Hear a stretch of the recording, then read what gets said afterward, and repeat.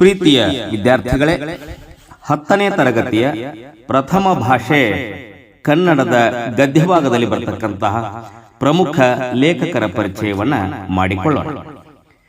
ಮೊದಲನೇದಾಗಿ ನಮ್ಮ ಭಾಷೆ ಪಾಠವನ್ನು ಬರೆದಂತಹ ಎಂ ಮರಿಯಪ್ಪ ಭಟ್ಟರ ಪರಿಚಯವನ್ನು ಮಾಡಿಕೊಳ್ಳೋಣ. ಎಂ ಮರಿಯಪ್ಪ ಭಟ್ಟರ ಕಾಲ 1906. ದಕ್ಷಿಣ ಕನ್ನಡ ಜಿಲ್ಲೆ ಪುತ್ತೂರು ತಾಲೂಕಿನ ಕಬಕ ಗ್ರಾಮದವರು. ಬಹುಭಾಷಾ ವಿದ್ವಾಂಸರಾದ ಅವರು ದ್ರಾವಿಡ ಭಾಷೆಗಳನ್ನು ತುಲನಾತ್ಮಕ ಅಧ್ಯಯನ ಮಾಡುವುದರೊಂದಿಗೆ ನಿಘಂಟು ರಚನೆಯಲ್ಲಿ ಅನುಪಮ ಸೇವೆಗೈದವರು. ಮದ್ರಾಸು ವಿಶ್ವವಿದ್ಯಾನಿಲಯದಲ್ಲಿ ಕನ್ನಡ ಪ್ರಾಧ್ಯಾಪಕರಾಗಿ ದುಡಿದವರು. ತುಳು ಇಂಗ್ಲಿಷ್ ನಿಘಂಟು, ಅಭಿನವ ಮಂಗರಾಜನ ನಿಘಂಟು, ಜಾತಕ ತಿಲಕಂ, ಛಂದಸ್ಸಾರ ಮೊದಲಾದ ಕೃತಿಗಳ ಕರ್ತೃವಾಗಿ ಪ್ರಸಿದ್ಧರಾದವರು. ಕರ್ನಾಟಕ ಸರ್ಕಾರದ ಪುರಸ್ಕಾರ, ಸಾಹಿತ್ಯ ಅಕಾಡೆಮಿ ಪ್ರಶಸ್ತಿ ಅವರಿಗೆ ಲಭಿಸಿದೆ.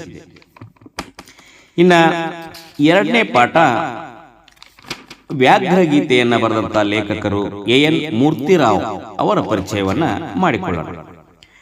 ಎನ್ ಮೂರ್ತಿರಾವ್ ಅವರ ಕಾಲ ಕ್ರಿಸ್ತಶಕ 1900. ಇವರು ಮಂಡ್ಯ ಜಿಲ್ಲೆಯ ಅಕ್ಕಿ ಹೆಬ್ಬಾಳಿನವರು. ಇವರ ಪೂರ್ಣ ಹೆಸರು ಅಕ್ಕಿ ಹೆಬ್ಬಾಳು ನರಸಿಂಹ ಮೂರ್ತಿರಾವ್. ಮೈಸೂರು ವಿಶ್ವವಿದ್ಯಾನಿಲಯದಲ್ಲಿ ಇಂಗ್ಲಿಷ್ ಪ್ರಾಧ್ಯಾಪಕರಾಗಿ, ಆಕಾಶವಾಣಿಯ ಸಹಾಯಕ ನಿರ್ದೇಶಕರಾಗಿ, ಕನ್ನಡ ಮತ್ತು ಸಂಸ್ಕೃತಿ ಇಲಾಖೆಯ ನಿರ್ದೇಶಕರಾಗಿ ಸೇವೆ ಸಲ್ಲಿಸಿದ್ದಾರೆ. ಆಧುನಿಕ ಕನ್ನಡದ ಪ್ರಮುಖ ಗದ್ಯ ಬರಹಗಾರರಾದ ಇವರು ಪ್ರಬಂಧಕಾರರಾಗಿಯೇ ಮಾನ್ಯರಾಗಿದ್ದಾರೆ. ಹಗಲುಗನಸುಗಳು, ಅಲೆಯುವ ಮನ, ಅಪರ ವಯಸ್ಕರ ಅಮೆರಿಕ ಯಾತ್ರೆ, ಮಿನುಗು ಮಿಂಚು, ಪೂರ್ವ ಸೂರಿಗಳೊಡನೆ, ಚಂಡಮಾರುತ ಮೊದಲಾದವು ಶ್ರೀಯುತರ ಪ್ರಮುಖ ಕೃತಿಗಳು. ಚಿತ್ರಗಳು ಪತ್ರಗಳು ಎಂಬ ಕೃತಿಗೆ ಕೇಂದ್ರ ಸಾಹಿತ್ಯ ಅಕಾಡೆಮಿ ಪ್ರಶಸ್ತಿ, ದೇವರು ಎಂಬ ಕೃತಿಗೆ ಪಂಪ ಪ್ರಶಸ್ತಿ ಲಭಿಸಿದೆ. ಮೈಸೂರು ವಿಶ್ವವಿದ್ಯಾನಿಲಯ ಗೌರವ ಡಿಲಿಟ್ ಪದವಿ ನೀಡಿದೆ. 1984ರಲ್ಲಿ ಕೈವಾರದಲ್ಲಿ ಸಮಾವೇಶಗೊಂಡ 56ನೇ ಅಖಿಲ ಭಾರತ ಕನ್ನಡ ಸಾಹಿತ್ಯ ಸಮ್ಮೇಳನದ ಅಧ್ಯಕ್ಷರಾಗಿದ್ದರು. ಇನ್ನ ಮೂರನೆಯ ಪಾಠ ಭಾಗ್ಯಶಿಲ್ಪಿಗಳು. ಈ ಭಾಗ್ಯಶಿಲ್ಪಿಗಳಲ್ಲಿ ಬರ್ತಕ್ಕಂತಹ ಡಿ.ಎಸ್. ಜಯಪ್ಪ ಗೌಡ ಅವರ ಪರಿಚಯವನ್ನ ಮಾಡಿಕೊಳ್ಳೋಣ. ಡಿ.ಎಸ್. ಜಯಪ್ಪ ಗೌಡ ಅವರು 1947ರಲ್ಲಿ ಚಿಕ್ಕಮಗಳೂರು ಜಿಲ್ಲೆಯ ಮೂಡಿಗೆರೆ ತಾಲೂಕಿನ ದಾರದಹಳ್ಳಿಯಲ್ಲಿ ಜನಿಸಿದರು. ಇವರ ಪೂರ್ಣ ಹೆಸರು ದಾರದಹಳ್ಳಿ ಸುಬ್ಬೇಗೌಡ ಜಯಪ್ಪಗೌಡ. ಇತಿಹಾಸ ಮತ್ತು ಭಾಷಾಂತರ ವಿಷಯದಲ್ಲಿ ಮಹತ್ವದ ಕೃತಿಗಳನ್ನು ರಚಿಸಿರುವ ಇವರು ಮೈಸೂರು ವಿಶ್ವವಿದ್ಯಾನಿಲಯದ ಭಾಷಾಂತರ ಮತ್ತು ಪಠ್ಯಪುಸ್ತಕ ವಿಭಾಗದಲ್ಲಿ ಸೇವೆ ಸಲ್ಲಿಸಿದ್ದಾರೆ. ಕರ್ನಾಟಕ ಗ್ರಾಮೀಣ ಸಂಸ್ಥೆಗಳು, ಕರ್ನಾಟಕದ ಕಡಲಾಚೆಯ ಸಂಪರ್ಕಗಳು, ಮೈಸೂರು ಒಡೆಯರು, ಜನಪದ ಆಟಗಳು, ದಿವಾನ್ ಸರ್ ಎಂ ವಿಶ್ವೇಶ್ವರಯ್ಯನವರ ಕಾರ್ಯಸಾಧನೆಗಳು ಶ್ರೀಯುತರ ಪ್ರಮುಖ ಕೃತಿಗಳು.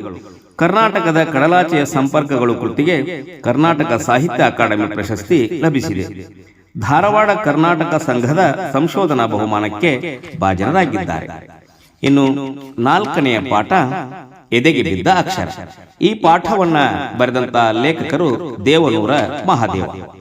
ದೇವನೂರ ಮಹಾದೇವ ಇವರು ಕ್ರಿಸ್ತಶಕ 1948ರಲ್ಲಿ ಮೈಸೂರು ಜಿಲ್ಲೆಯ ನಂಜನಗೂಡು ತಾಲೂಕು ದೇವನೂರಿನಲ್ಲಿ ಜನಿಸಿದರು.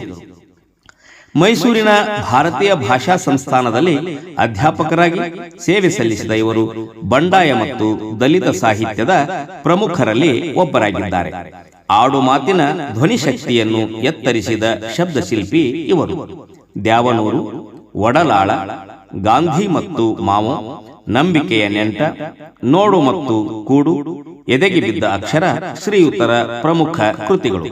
ಇವರ ಕುಸುಮ ಬಾಲೆ ಕಾದಂಬರಿಗೆ ಕೇಂದ್ರ ಸಾಹಿತ್ಯ ಅಕಾಡೆಮಿ ಪ್ರಶಸ್ತಿ, ಒಡಲಾಳ ಕೃತಿಗೆ ಭಾರತೀಯ ಭಾಷಾ ಪರಿಷತ್ ಪ್ರಶಸ್ತಿ, ಕರ್ನಾಟಕ ರಾಜ್ಯೋತ್ಸವ ಪ್ರಶಸ್ತಿಗಳು ಲಭಿಸಿವೆ. ಇನ್ನ 5ನೇ ಪಾಠವನ್ನ ಅಂದ್ರೆ ಯುದ್ಧ ಪಾಠವನ್ನ ಬರೆದಂತ ಲೇಖಕಿ ಸಾರಾ ಅಬುಬ್ಕರ್ ಅವರು. ಇವರ ಪರಿಚಯವನ್ನ ನೋಡೋಣ. ಲೇಖಕಿ ಸಾರಾ ಅಬುಬ್ಕರ್ ಅವರು 30 ಜೂನ್ 1936ರಂದು ಕಾಸರಗೋಡಿನಲ್ಲಿ ಜನಿಸಿದರು. ಮಹಿಳೆಯರು ಸಾಹಿತ್ಯ ರಚನೆಯಲ್ಲಿ ತೊಡಗಿಸಿಕೊಳ್ಳುವುದು ಅಪರೂಪ ಎನ್ನುವ ಸಂದರ್ಭದಲ್ಲಿ ಬರವಣಿಗೆ ಆರಂಭಿಸಿದ ಇವರು ಇಂದು ನಾಡಿನ ಖ್ಯಾತ ಕತೆಗಾರ್ತಿ ಹಾಗೂ ಕಾದಂಬರಿಗಾರ್ತಿಯಾಗಿ ಜನಪ್ರಿಯತೆ ಗಳಿಸಿರುವರು. ಚಂದ್ರಗಿರಿಯ ತೀರದಲ್ಲಿ ಸಹನ, ಕದನ ವಿರಾಮ, ವಜ್ರಗಳು, ಸುಳಿಯಲ್ಲಿ ಸಿಕ್ಕವರು, ತಳ ಒಡೆದ ದೋಣಿಯಲ್ಲಿ ಮೊದಲಾದವು ಇವರ ಪ್ರಮುಖ ಕಾದಂಬರಿಗಳು. ಚಪ್ಪಲಿಗಳು, ಖೆಡ್ಡ, ಅರ್ಧರಾತ್ರಿಯಲ್ಲಿ ಹುಟ್ಟಿದ ಕೂಸು, ಪಯಣ ಇವು ಕಥಾ ಸಂಕಲನಗಳು. ಇವರ ಸಾಹಿತ್ಯ ಕೃಷಿಗಾಗಿ ಅನೇಕ ಪ್ರಶಸ್ತಿಗಳು ಹಾಗೂ ಕನ್ನಡ ಸಾಹಿತ್ಯ ಪರಿಷತ್ತಿನ ನೃಪತುಂಗ ಪ್ರಶಸ್ತಿ ಲಭಿಸಿವೆ. ಕರ್ನಾಟಕದ ಸಂಸ್ಕೃತಿ ಚಿಂತಕರಲ್ಲಿ ಇವರು ಒಬ್ಬರು. 6ನೆಯ ಪಾಠ ಶಬರಿ. ಶಬರಿ ಪಾಠವನ್ನ ಬರೆದಂತಹ ಲೇಖಕರು ಪೂತಿನ. ಈಗ ಪೂತಿನ ಅವರ ಪರಿಚಯವನ್ನ ಮಾಡಿಕೊಳ್ಳೋಣ. ಪೂತಿನ ಕಾವ್ಯನಾಮದಿಂದ ಪ್ರಸಿದ್ಧರಾಗಿರುವ ಪುರೋಹಿತ ತಿರುನಾರಾಯಣ ಅಯ್ಯಂಗಾರ್ಯ ನರಸಿಂಹಾಚಾರ್ ಇವರು ಸಾಮಾನ್ಯ ಶಕ 1905ರಲ್ಲಿ ಮಂಡ್ಯ ಜಿಲ್ಲೆಯ ಮೇಲುಕೋಟೆಯಲ್ಲಿ ಜನಿಸುತ್ತಾರೆ. ಕನ್ನಡ ವಿಶ್ವಕೋಶದ ಭಾಷಾಂತರಕಾರರಾಗಿ, ಮೈಸೂರು ವಿಶ್ವವಿದ್ಯಾನಿಲಯದ ಇಂಗ್ಲಿಷ್ ಕನ್ನಡ ನಿಘಂಟು ಸಂಪಾದಕರಾಗಿ ಸೇವೆ ಸಲ್ಲಿಸಿದ್ದಾರೆ. ಕನ್ನಡ ನವೋದಯದ ಪ್ರಮುಖ ಕವಿಗಳಲ್ಲಿ ಒಬ್ಬರಾದ ಪೂತಿನ ಗೀತನಾಟಕ, ಕವಿತೆ, ಸಣ್ಣ ಕಥೆ, ಪ್ರಬಂಧ, ವಿಚಾರ ಸಾಹಿತ್ಯ ಮೊದಲಾದ ಪ್ರಕಾರಗಳಲ್ಲಿ ಸಾಹಿತ್ಯ ರಚಿಸಿದ್ದಾರೆ. ಗೀತನಾಟಕ ಇವರ ಪ್ರಾತಿನಿಧಿಕ ಪ್ರಕಾರ. ಅಹಲ್ಯೆ, ಗೋಕುಲ ನಿರ್ಗಮನ, ಶಬರಿ, ವಿಕಟ ಕವಿ ವಿಜಯ, ಹಂಸ ದಮಯಂತಿ ಮತ್ತು ಇತರ ರೂಪಕಗಳು, ಹಣತೆ, ರಸ ಸರಸ್ವತಿ, ಗಣೇಶ ದರ್ಶನ, ಶಾರದಾ ಯಾಮಿನಿ, ಶ್ರೀಹರಿಚರಿತೆ, ರಥ ಸಪ್ತಮಿ ಇವರ ಪ್ರಮುಖ ಕೃತಿಗಳು. ಹಂಸ ದಮಯಂತಿ ಮತ್ತು ಇತರ ರೂಪಕಗಳು ಕೃತಿಗೆ ಕೇಂದ್ರ ಸಾಹಿತ್ಯ ಅಕಾಡೆಮಿ ಪ್ರಶಸ್ತಿ, ಶ್ರೀಹರಿಚರಿತೆ ಕಾವ್ಯಕ್ಕೆ ಪಂಪ ಪ್ರಶಸ್ತಿ ಲಭಿಸಿದೆ. ಮೈಸೂರು ವಿಶ್ವವಿದ್ಯಾನಿಲಯ ಗೌರವ ಡಿಲಿಟ್ ಪದವಿ ನೀಡಿ ಗೌರವಿಸಿದೆ. ಚಿಕ್ಕಮಗಳೂರಿನಲ್ಲಿ 1981ರಲ್ಲಿ ಸಮಾವೇಶಗೊಂಡ 53ನೆಯ ಅಖಿಲ ಭಾರತ ಕನ್ನಡ ಸಾಹಿತ್ಯ ಸಮ್ಮೇಳನದ ಅಧ್ಯಕ್ಷರಾಗಿದ್ದರು. ಇನ್ನ 7ನೇ ಪಾಠ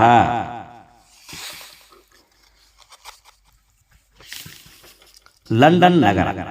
ಈ ಲಂಡನ್ ನಗರ ಪಾಠವನ್ನ ಬರೆದಿರ್ತಕ್ಕಂತಹ ಲೇಖಕರು ವಿಕ್ರು ಗೋಕಾಕ್.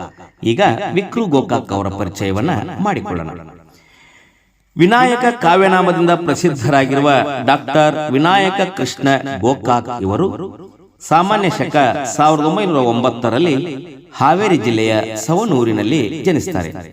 ಪುಣೆಯ ಫರ್ಗ್ಯೂಸನ್ ಕಾಲೇಜು, ಧಾರವಾಡದ ಕರ್ನಾಟಕ ವಿಶ್ವವಿದ್ಯಾನಿಲಯದಲ್ಲಿ ಇಂಗ್ಲಿಷ್ ಪ್ರಾಧ್ಯಾಪಕರಾಗಿ, ಬೆಂಗಳೂರು ವಿಶ್ವವಿದ್ಯಾನಿಲಯದ ಕುಲಪತಿಗಳಾಗಿ ಸೇವೆ ಸಲ್ಲಿಸಿದ್ದಾರೆ. ಕನ್ನಡ ಸಾಹಿತ್ಯದ ಪ್ರಮುಖ ಸಾಹಿತಿಗಳಲ್ಲಿ ಒಬ್ಬರಾದ ವಿಕ್ರು ಗೋಕಾಕ್ ಅವರು ಸಮುದ್ರ ಗೀತೆಗಳು, ಪಯಣ, ಉಗಮ, ಇಜ್ಜೋಡು, ಸಮರಸವೇ ಜೀವನ, ಭಾರತ ಸಿಂಧು ರಶ್ಮಿ ಮೊದಲಾದ ಕೃತಿಗಳ ಕರ್ತೃ. ಇವರ ದ್ಯಾವಾ ಪೃಥ್ವಿ ಕೃತಿಗೆ ಕೇಂದ್ರ ಸಾಹಿತ್ಯ ಅಕಾಡೆಮಿ ಪ್ರಶಸ್ತಿ ಬಂದಿದೆ. ಇವರಿಗೆ ಕರ್ನಾಟಕ ವಿಶ್ವವಿದ್ಯಾನಿಲಯದ ಗೌರವ ಡಾಕ್ಟರೇಟ್, ಬೆಂಗಳೂರು ವಿಶ್ವವಿದ್ಯಾನಿಲಯದ ಗೌರವ ಡಿಲಿಟ್ ಪದವಿ ಲಭಿಸಿದೆ. ಸಮಗ್ರ ಸಾಹಿತ್ಯಕ್ಕಾಗಿ ಜ್ಞಾನಪೀಠ ಪ್ರಶಸ್ತಿಗೂ ಭಾಜನರಾಗಿದ್ದಾರೆ. ಭಾರತ ಸರ್ಕಾರ ಪದ್ಮಶ್ರೀ ಪುರಸ್ಕಾರ ನೀಡಿ ಗೌರವಿಸಿದೆ. ಇನ್ನು 8ನೆಯ ಪಾಠ ಅಗ್ನಿಭೂತಿ ವಾಯುಭೂತಿಯರ ಕಥೆ. ಇದರ ರಚನೆಕಾರರು ಶಿವಕೋಟ್ಯಾಚಾರ್ಯ. ಈಗ ಶಿವಕೋಟ್ಯಾಚಾರ್ಯರ ಪರಿಚಯವನ್ನ ಮಾಡಿಕೊಳ್ಳೋಣ. ಕನ್ನಡದ ಪ್ರಥಮ ಗದ್ಯ ಕೃತಿ ಒಡ್ಡಾರಾಧನೆಯ ಕರ್ತೃ ಶಿವಕೋಟ್ಯಾಚಾರ್ಯ.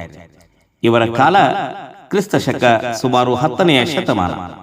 ವಿಜಯನಗರ ಜಿಲ್ಲೆಯ ಕೊಟ್ಟೂರು ತಾಲೂಕಿನ ಕೋಗಳಿನಾಡಿನವರು.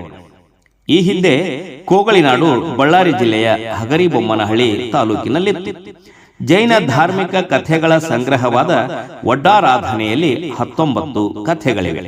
ಈ ಕಥೆಗಳ ನಾಯಕರೆಲ್ಲ ಧರ್ಮವೀರರು. ಕೆಲವರು ಮೋಕ್ಷವನ್ನು ಸಂಪಾದಿಸಿಕೊಳ್ಳುತ್ತಾರೆ, ಕೆಲವರು ಮೋಕ್ಷಕ್ಕೆ ನೆರೆಮನೆಯಾದ ಸರ್ವಾರ್ಥ ಸಿದ್ಧಿ ಎಂಬ ಸ್ವರ್ಗಕ್ಕೆ ಹೋಗುತ್ತಾರೆ. ಪುಣ್ಯ ಪಾಪ ರೂಪವಾದ ಕರ್ಮಕ್ಷಯದಿಂದ ಸಿದ್ಧಿಗಳು ಉಂಟಾಗುತ್ತವೆ. ಕರ್ಮಕ್ಷಯವು ತಪಸ್ಸಿನಿಂದ ಮಾತ್ರ ಸಾಧ್ಯ ಎಂಬ ಸಂದೇಶವನ್ನು ಈ ಕಥೆಗಳು ಸಾರುತ್ತವೆ. ಧನ್ಯವಾದಗಳು.